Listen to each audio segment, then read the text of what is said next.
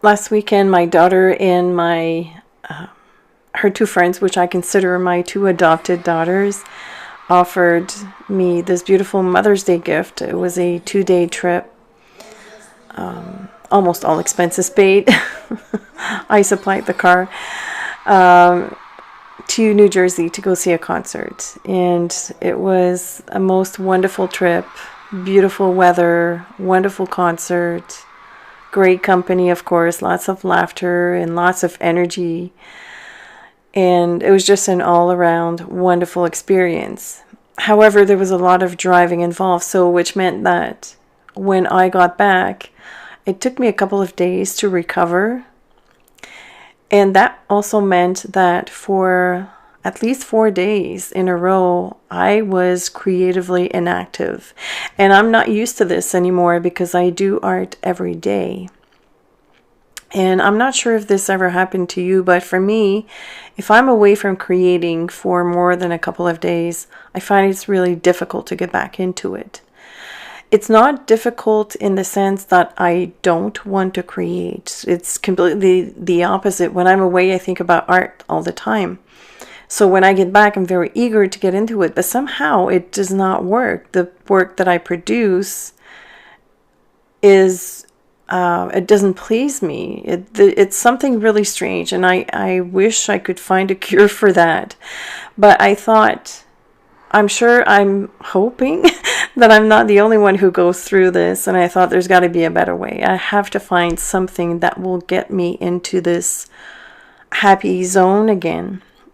And so after a couple of tries, I came up with this fun, very simple exercise that I think would probably benefit a lot of you. And that is that I decided to paint in some shapes, very basic shapes. Here I'm painting kind of like a flat circles, for lack of a better term. And in this example, I'm doing circles. And I decided on a palette, a color palette first and foremost. And then I just decided to do some circles, basic shapes. And I thought, I'm going to use these shapes to doodle into them. So, which means that I could attack each different section or each little circles in a different way. And that way the task is not so daunting. I'm not creating a painting per se, although I'm looking at the final results now and I'm thinking, oh, this could be fun framed. It's something that I personally would put on my walls, maybe just in my studio, but it's something really fun.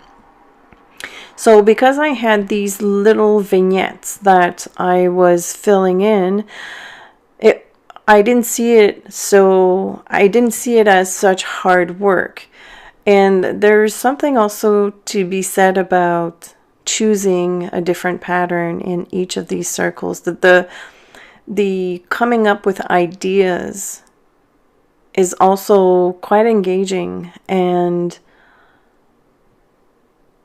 looking even for, I for a couple of those, I started looking around my studio and I started seeing patterns. For instance, the circle on the right next to my hand, these horizontal lines came from me looking in front of me and seeing books in my bookcase that were stacked one against the other. And this is when I got the idea of these lines. I just turned them horizontal instead of vertical. So inspiration can be anywhere. There's also in the other little painting that I did, I have taken inspiration from a tree, a beautiful wired tree that was given to me as a gift.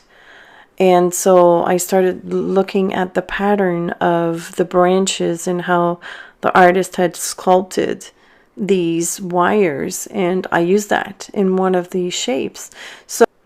So it may seem like it's a lot of work, but actually, if you're attacking one shape at a time and you're fully concentrating or focusing on the pattern that you're creating and not thinking about the other ones and just taking your time, then it becomes something fun.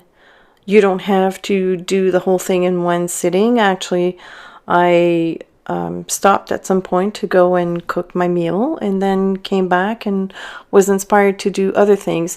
It just gets you out of this inactivity and offers something that's not as stressful as coming up with a full-on painting.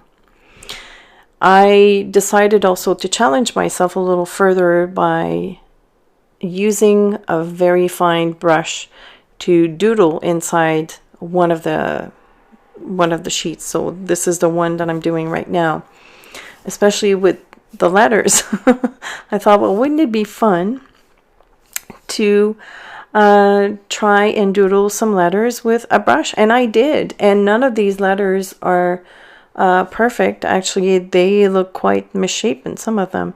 However, it was fun to do, and that's the look that I was giving. That's the vibe that I wanted to give to all of these circles. First of all, the circles are not perfectly shaped. They're quite organic. My lines are not straight, although, you know, at first glance, some of them might look like they're straight, but they're very wavy. And that's done on purpose. I wanted to have the same feel when I looked at the overall painting. I wanted to have this sort of organic patterns and not so perfect. Especially for this one that I'm doing right now, when you look at it from afar, you see that they are concentric circles and they're made out of dots, but none of these dots are equidistant and they're all misshapen. And that was done on purpose. So they're already, it's less stress because you don't have to measure anything. Not that I would, but it was just fun to do, and it was fun to come up with each of these patterns.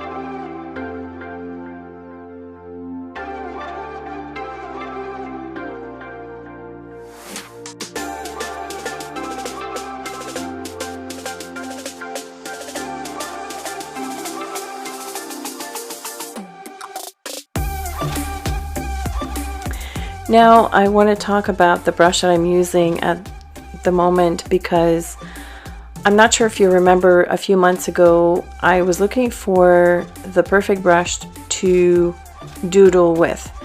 The brush needed to be not so pointy that I wouldn't be able to make a small dot, but not so round that I wouldn't be able to make a thin line. And I absolutely found it in this one. This is a number 2 round by Princeton, but it's their Elite line, which is their synthetic line. And although it doesn't have a lot of spring back, it has enough of it that the bristles will stay rigid if you need them to be. And so that makes the doodling a little bit easier. But at the same time, it grabs a lot of liquid, a lot of color. So quite impressed with that. And if I want to make dots, I just have to load up the brush a little bit more. Like if I were to want to make like very perfectly shaped dots, I'm able to do this if I load up my brush a different way. For this painting, I didn't really want to do perfect dots, but I can if I want to, and that's exactly what I was looking for in a brush. So I'm glad that I found it. And I also want to mention that I am affiliated with a company called thebrushguys.com. I do get some money back whenever someone purchases a brush with my code, which is CC. And at the same time, the people that purchase with my code also get a discount on prices that are already super affordable. So I have done my research before I decided on becoming affiliated with the brush guys, and I've noticed that their prices are quite amazing, and it's owned by two guys who are equally quite amazing. So the customer service is also super good. So I wouldn't recommend something that I'm not happy with. So if you're looking for a good brush and you want to help out in a small way at the same time financially, you can do so by going to the link that I will provide in the description. And don't forget to use the code CC so that you can get your discount.